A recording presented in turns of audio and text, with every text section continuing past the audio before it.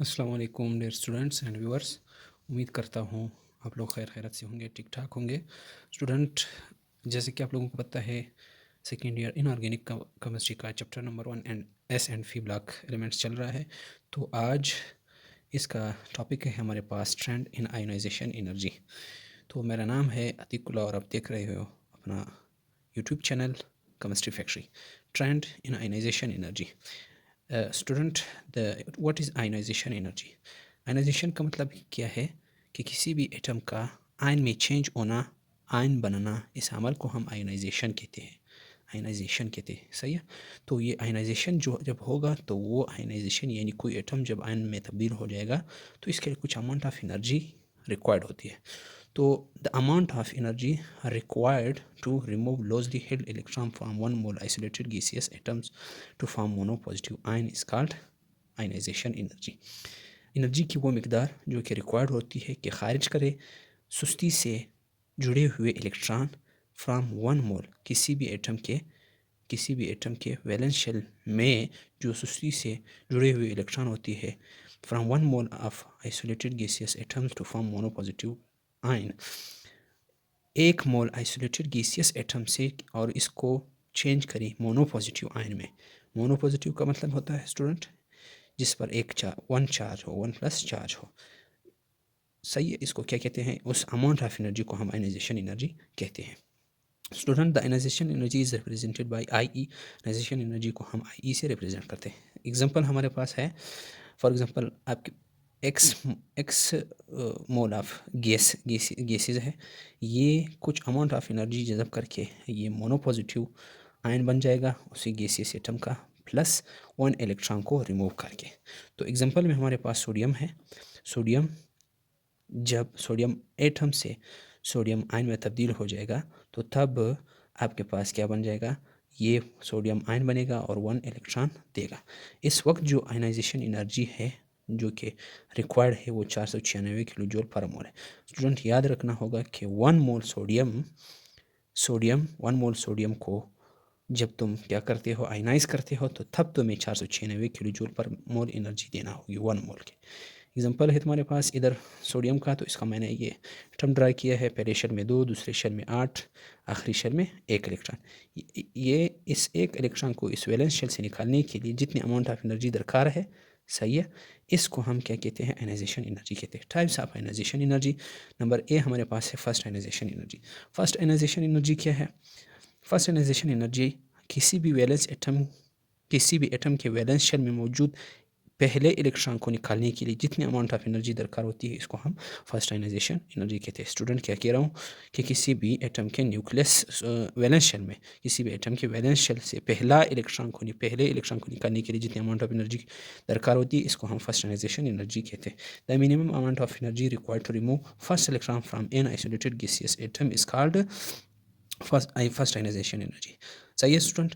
जैसे कि आपके पास मैग्नीशियम है, मैग्नीशियम का पहला इलेक्ट्रॉन निकालने के लिए, मैग्नीशियम आयन में तब्दील करने के लिए जब तुम इसका पहला इलेक्ट्रॉन निकालते हो तो इसकी जो फर्स्ट आयनाइजेशन एनर्जी है IE1, first ionisation energy 738 kilo joule per mole है। स्टूडेंट, वन मोल मैग्नीशियम को उठा करके जब तुम इस वन मोल मैग्नीशियम्स को तुम चेंज करते हो किस चीज़ में? मोनोपॉजिटिव आयन में, वन मोल, तो तब आपको 738 किलो जूल पर मोल एनर्जी दरकार होती है। तो वन मोल में आपके साथ कई तादाद में मैग्नीशियम के क्या होते हैं? एटम्स मौजूद होते हैं। तो अब हम आते हैं second ionisation energy. Second ionisation energy क्या होती है? स्टूडेंट, सेकेंड आयनाइजेशन एनर्जी क्या है? The minimum amount of energy. हाँ स्टूडेंट, जब तुम किसी भी एटम के वैलेंस शेल से दूसरे इलेक्ट्रॉन को निकालते हो, उस वक्त उस दूसरे इलेक्ट्रॉन को निकालने के लिए, एटम की बात नहीं कर रहा हूँ, उसी आयन के दूसरे एटम से वैलेंस शेल से दूसरा इलेक्ट्रॉन जब तुम निकालते हो, उस वक्त जो तुम्हें जितनी एनर्जी दरकार होती है, इसको हम क्या कहते हैं? सेकेंड आयनाइजेशन एनर्जी कहते हैं। Minimum amount of energy required to या needed to remove the second most loosely held electron from the valence shell is called second ionisation energy. Example तुम्हारे पास student mono positive magnesium ion है। जब तुम इसको die positive magnesium ion में तब्दील करते हो तो तब आप क्या करते हो? इस वक्त आपके पास डाई पॉजिटिव मैग्नीशियम आयन बनेगा और एक इलेक्ट्रॉन निकल जाएगा। तो ionization IE2 second ionisation energy इस वक्त कितनी है? 1451 किलो जूल पर मोल है। सही है स्टूडेंट। तो थर्ड आयनाइजेशन, अब तीसरी टाइप है आयनाइजेशन एनर्जी की, third ionisation energy. Third ionisation energy क्या है? किसी भी एटम के वैलेंस शेल से तीसरे इलेक्ट्रॉन को निकालने के लिए जितने अमाउंट ऑफ एनर्जी रिक्वायर्ड होती है उस एनर्जी को हम थर्ड आयनाइजेशन एनर्जी कहते हैं। The amount of energy required to release the third electron from the valence shell of an atom is called third ionisation energy. तो इसकी एग्जांपल हमारे पास है डाई पॉजिटिव मैग्नीशियम आयन को जब तुम ट्राई पॉजिटिव मैग्नीशियम आयन में तब्दील करते हो उस वक्त एक इलेक्ट्रॉन भी निकल जाएगा। तो आयनाइजेशन थर्ड आयनाइजेशन एनर्जी इस वक्त कितनी है? 7730 यानी 7730 किलो जूल पर मोल एनर्जी दरकार होती है। सही है स्टूडेंट्स। अब आयनाइजेशन एनर्जी पर कुछ फैक्टर्स हैं जो कि अफेक्ट करते हैं, असर डालता है। वो कौन कौन से factors affecting the ionisation energy? तो नंबर 1 हमारे पास है न्यूक्लियर चार्ज। न्यूक्लियर चार्ज का मतलब क्या है? किसी भी न्यूक्लियस में मौजूद प्रोटॉनों की तादाद का बढ़ना। सही है। न्यूक्लियर चार्ज यानी न्यूक्लियस में मौजूद प्रोटॉनों की तादाद का बढ़ना है। तो increase in nuclear charge increases the ionisation energy. जब किसी भी एटम में यानी उसका एटॉमिक नंबर बढ़ता है तो इसकी आयनाइजेशन एनर्जी भी क्या होती है? वो बढ़ती है। क्यों? क्योंकि उसका न्यूक्लियस ताकतवर होता जाता है, उसका वैलेंस शेल पर ग्रिफ्ट मजबूत होता जाता है, तो उनके वैलेंस शेल से इलेक्ट्रॉन को निकालना आसान नहीं होता है। सही है। तो इसकी आयनाइजेशन एनर्जी यानी उसको आयन में तब्दील करना भी मुश्किल होता है, तो इसकी आयनाइजेशन एनर्जी भी बढ़ती है। तो increase in nuclear charge increases the ionisation energy because electrons are held by nucleus tightly due to higher number of protons. वजह क्या है? क्योंकि प्रोटॉन की तादाद जब बढ़ती है तो न्यूक्लियस ताकतवर होता जाता है, वैलेंस शेल में मौजूद इलेक्ट्रॉनों की पर ग्रिफ्ट न्यूक्लियस का बढ़ता है, तो इसको आयन में तब्दील करना भी मुश्किल होता है। तो अक्रॉस द पीरियड आपके पास आयनाइजेशन एनर्जी पीरियोडिक टेबल में क्या होती है? बढ़ती जाती है। अच्छा, दूसरा फैक्टर क्या है? Number of shells. दूसरा फैक्टर हमारे पास क्या है? Number of shells. Increase in number of shells decreases the ionisation. जब किसी भी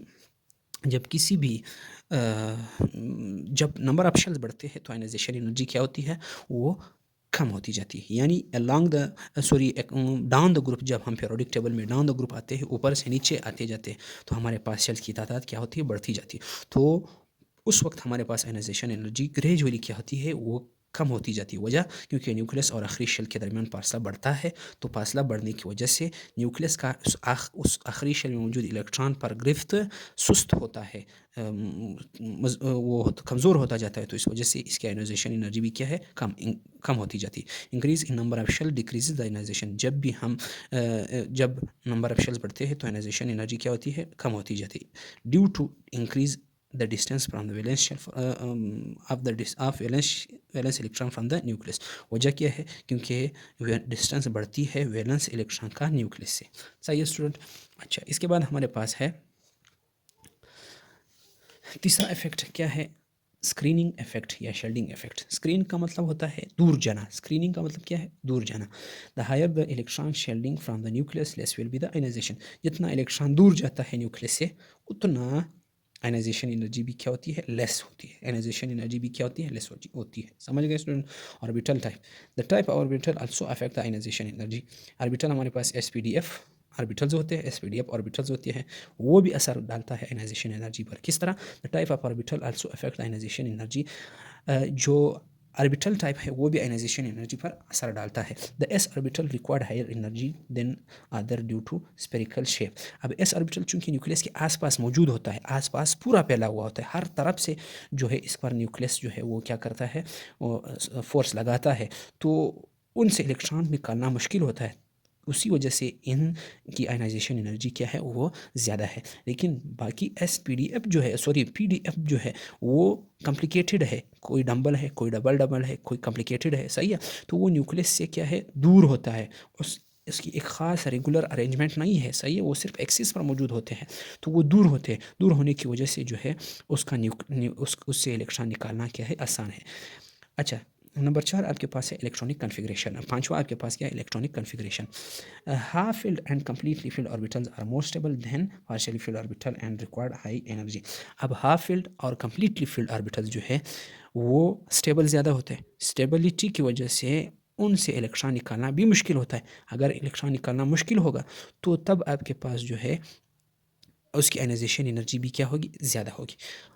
as compare to those atoms which having partially filled orbitals. जिसका पार्शियली फील्ड ऑर्बिटल्स होंगे उसकी आयनाइजेशन एनर्जी कम, जिसका हाफ फील्ड या कंप्लीटली फील्ड एटॉमिक ऑर्बिटल्स होंगे उसकी आयनाइजेशन एनर्जी ज़्यादा। क्योंकि हम लोगों ने पढ़ा है कि आयनाइजेशन एनर्जी जो है यानी हाफ फील्ड या कंप्लीटली फील्ड ऑर्बिटल जो है वो हमेशा स्टेबल होता है। स्टेबिलिटी की वजह से उसका इलेक्ट्रॉन निकलना मुश्किल होता है। सही है। तो जनरल ट्रेंड की जब हम बात करते हैं, जनरल ट्रेंड आयनाइजेशन एनर्जी का क्या है? जनरल ट्रेंड आयनाइजेशन एनर्जी का इस तरह है कि जब हम जाते हैं अक्रॉस द पीरियड, सही है, पीरियड में जाते हैं, यानी ये थर्ड चूँकि हम थर्ड पीरियड के एलिमेंट्स पढ़ रहे हैं, जब हम थर्ड पीरियड में जो एलिमेंट्स है इसमें जाते हैं तो हमारे पास ionisation energy across the period क्या है, बढ़ती जाती है। अक्रॉस द पीरियड क्या होती है, बढ़ती जाती है। यानी सोडियम की आयनाइजेशन एनर्जी कम है मैग्नीशियम की फिर ज़्यादा होगी जनरल में, सही है, ज़्यादा होगी एल्यूमिनियम से, एल्यूमिनियम की कम होगी सिलिकॉन। अब यहाँ पर इसमें तुम्हें होना तो ये चाहिए कि इस तरह ये इस तरह बढ़ता हो, ऐसा पीक ऊपर की तरफ, इस तरह ऊपर की तरफ जाना होना तो ये चाहिए था कि इस तरह ऊपर की तरफ जाया करता हो। लेकिन यहाँ पर क्या है, यहाँ पर कुछ एक्सेप्शंस है जो कि इस वजह से ये जो पीक है वो आपको जिग जैग नज़र आ रहा है, जिग जैग नज़र आ रहा है। सही है। ये जो ग्राफ है आपको किस तरह नज़र आ रहा है, जिग जैग। अब इसको हम डिस्कस करते हैं। हाँ, the ionisation energy generally increases along the period. Ionisation energy अमूमन अलॉन्ग द पीरियड या अक्रॉस द पीरियड क्या है, बढ़ती है। From sodium to argon, argon की तरफ, सोडियम से आर्गन की तरफ। This increase is due to decrease in size. ये जो इंक्रीज है ये किसकी वजह से है, ये डिक्रीज इन साइज, साइज में कमी की वजह से है। और इंक्रीज इन न्यूक्लियर चार्ज, या जब हम बढ़ते हैं पीरियड में हमारे पास न्यूक्लियर चार्ज क्या होता है, बढ़ता जाता है। तो यहाँ पर आप इसको चेक कर सकते हो, यहाँ पर एक्सेप्शन ज़्यादा है। सोडियम का क्या है, सोडियम का कम है मैग्नीशियम से, मैग्नीशियम का ज़्यादा है एल्यूमिनियम से, एल्यूमिनियम का कम है सिलिकॉन से, सिलिकॉन का कम है फास्फोरस से, फास्फोरस का ज़्यादा है सल्फर से, सल्फर का कम है क्लोरीन से, क्लोरीन का कम है एर्गॉन से। सही है। तो इसको अभी हम डिस्कस करते हैं स्टूडेंट। अब यहाँ पर जो है ये जो एक्सेप्शंस नज़र आते हैं वो किस तरह है, अभी हम इसको देखते हैं। एक्सेप्शंस में तुम चेक कर सकते हो। देखो आपके पास सोडियम है, इसका ionization energy 496 kilo joule per mole है। सही है। मैग्नीशियम की 738 है। पी के मुताबिक, वो ग्राफ के मुताबिक ये तो सही है कि मैग्नीशियम की ज़्यादा है सोडियम से। एल्यूमिनियम का फिर कम है, किससे, मैग्नीशियम से।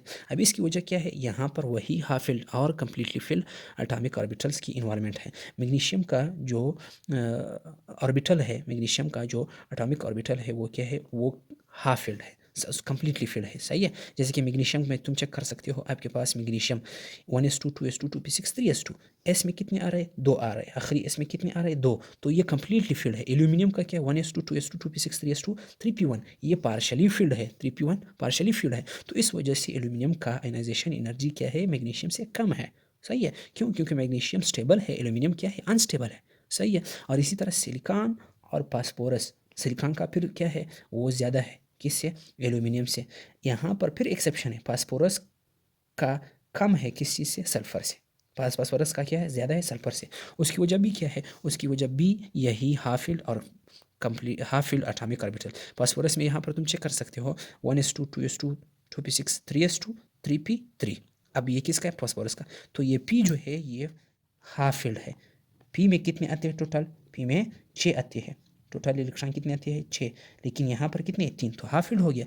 लेकिन आपके पास यहाँ पर जो है ये जो सल्फर है इसका क्या है, पार्शली फील्ड है, पार्शली फील्ड है। ये तुम देख सकते हो इसमें कितने, 4 है। तो ये पार्शली फील्ड है, ना हाफ फील्ड है ना कम्प्लीटली फील्ड, बल्कि पार्शली फील्ड है। तो इस वजह से ये सल्फर की आयनाइजेशन एनर्जी क्या है, वो कम है किसी से, फास्फोरस से। सही है। फिर क्लोरीन की ज़्यादा है, 1251 है, 1520 जो है वो किसकी है, आर्गन की है। सही है। तो इसकी वजह यही है। तो हम इधर चेक कर सकते हैं the ionisation energy values of period 3 elements is different या पीरियड। आयनाइजेशन एनर्जी की वैल्यूज़ जो है वो डिफरेंट है पीरियड में।